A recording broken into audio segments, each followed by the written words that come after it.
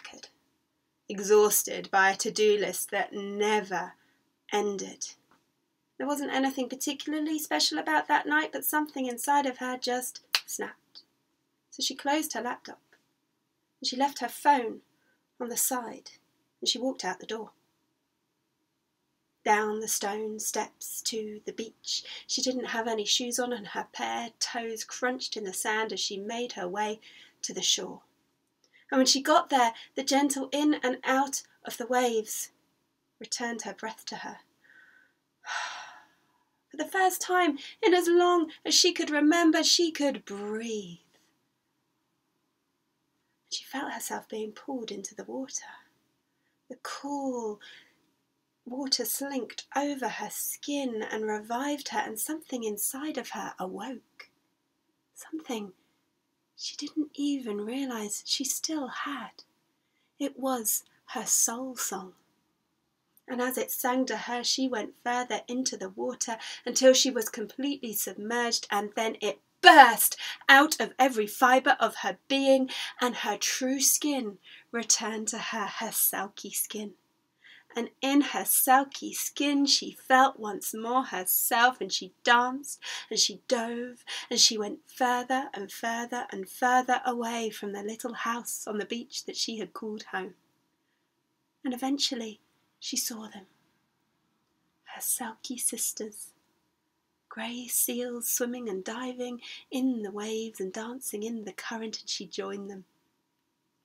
She felt alive and she felt free and she felt fantastic, and then all of a sudden a bubble appeared in front of her and it burst. And encapsulated in that bubble was a sound that had travelled all the way from the little house, across the beach, over the surf and down into the water to find her. It was the sound of her 15-month-old child crying for her. And that sound, when she heard it, pulled her out of her Selkie skin. And she knew she should go back, but if she was honest, she wasn't coping very well, and she wasn't a very good mother, and she didn't know that she could, and she just desperately wanted to feel herself again. And yet she couldn't put her skin back on and leave her daughter, her love, her heart. And caught between and betwixt these two pulls on her heartstrings, she did nothing. And so she sank to the ocean bed. When she hit that rocky bottom, she looked around her, and everywhere she looked there were others, just like her. Tears streaming down their faces with pain and guilt. They were holding on to their withered Selkie skins, and she couldn't be like them.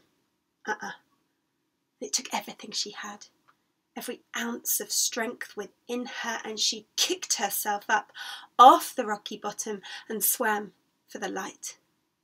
And it was the hardest thing she'd ever done, like swimming through treacle.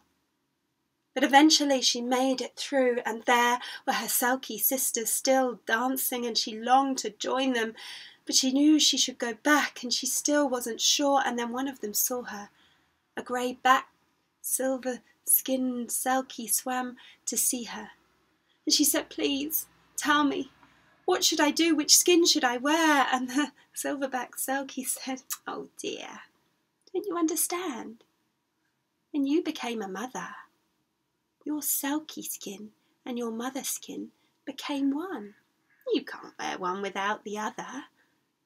But when you're with your daughter, being a mother and wearing your mother skin, your Selkie skin is inside, singing to your heart.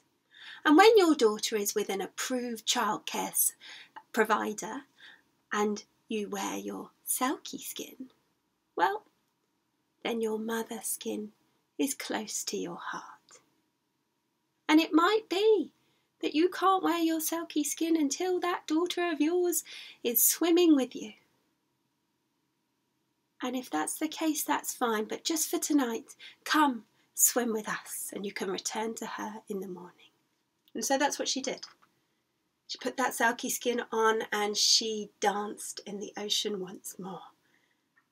And when she tiptoed along the sandy shoreline back to the little house in the morning, she felt rejuvenated and revived and ready for anything.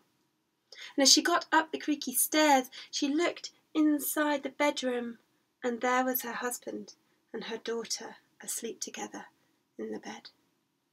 So she went into the shower and she washed the salt off her skin, and she had one last moment with her Selkie skin on before turning herself around. And when she slipped into bed next to her daughter, her mother's skin was on the outside and her Selkie skin on the inside, singing her soul song to her heart.